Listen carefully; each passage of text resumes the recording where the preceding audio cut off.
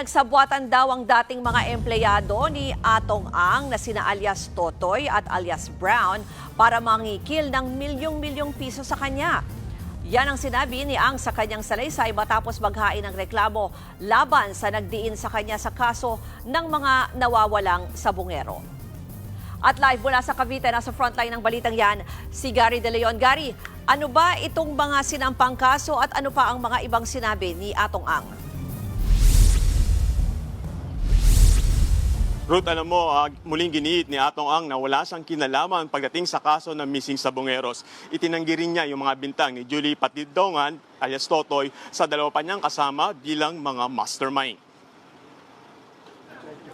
Personal na pumunta si Charlie Atong Ang sa Mandaluyong City Prosecutor's Office para formal na sampahan ng kaso ang dati niyang farm manager na si Patidongan. Siya ang lumutang kamakailan para ituro si Ang at dalawang iba pa bilang mga mastermind umano sa pagkawala ng higit 100 sabungero mula noong 2021.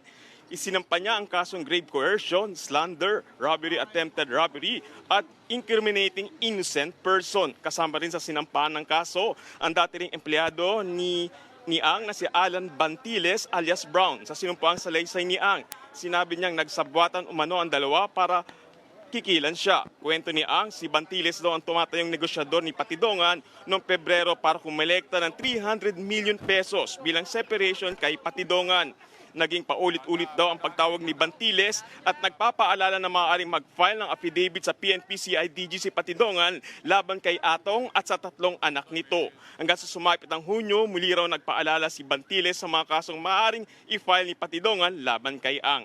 Nagbanta rin daw si Bantiles na linggo-linggong may lalabas na panayam kay alias Totoy hanggat hindi na ibibigay ang 300 million. Hanggang sa tumawag na raw sa kanya si alias Totoy at nagpasabi na ibigay na ang 300 million, saka raw siya mananahimik sa ibang bansa.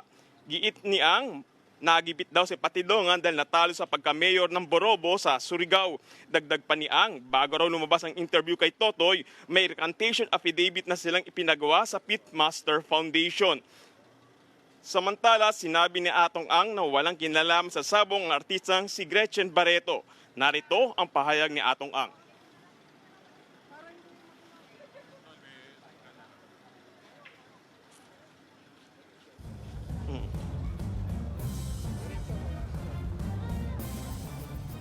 Ruth, handa raw tumulong si Charlie Atong Ang sa mga biktima ng missing sabungero at darating na ang araw na malalaman din nila yung katotohanan tungkol dito. Ruth. Yan po ang Express Report ni Gary De Leon. Mga kapatid, Ruth Cabalco, para sa mabilis na pasada ng mga balitang dapat niyong malaman, mag-follow at mag-subscribe sa social media pages ng News 5.